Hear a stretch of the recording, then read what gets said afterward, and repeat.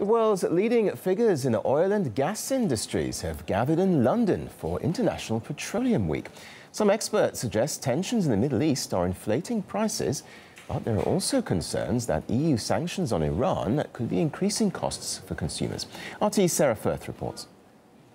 Thousands of oil and gas professionals from around the world have gathered here in London for the annual International Petroleum Week to listen to talks from senior industry figures. Now, last year, and the buzz around sanctions on Iran dominated the talks. Those sanctions were supposed to bring Iran to the negotiating table over their nuclear program. But for some, and the sanctions couldn't have come at a worse time. A loss of production in South Sudan, in Yemen, in the North Sea, and now in Syria has been driving prices higher. And Iranian crude still in demand in Asia. And with the UK's problem with millions of homes struggling with fuel poverty being echoed all across the European Union right now, is it the European consumer who's been hardest hit by these sanctions? We've been speaking to some industry insiders to find out what they think. So obviously you've got the private companies then sort of carrying out political decisions that are having very tough economic effects. What would you say to that? It looks like the oil and gas companies sort of in bed with the government.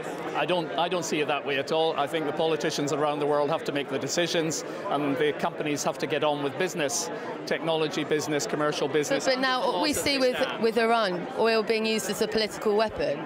I wouldn't use that sort of phrase. I mean, I think it's always the case that as years go by, governments around the world set policies on trade and other things, and the company's job is to apply the best technology and the best commerce to comply with whatever the environment is at the time. To get the best deal for consumers, ultimately. Ultimately, that's the job, yes. But consumers are saying right now that gas and oil prices through the roof. Well, the best thing, yes, you're right, and the best thing we can do is invest. So unfortunately, the age of easy oil and cheap oil, I think, is past.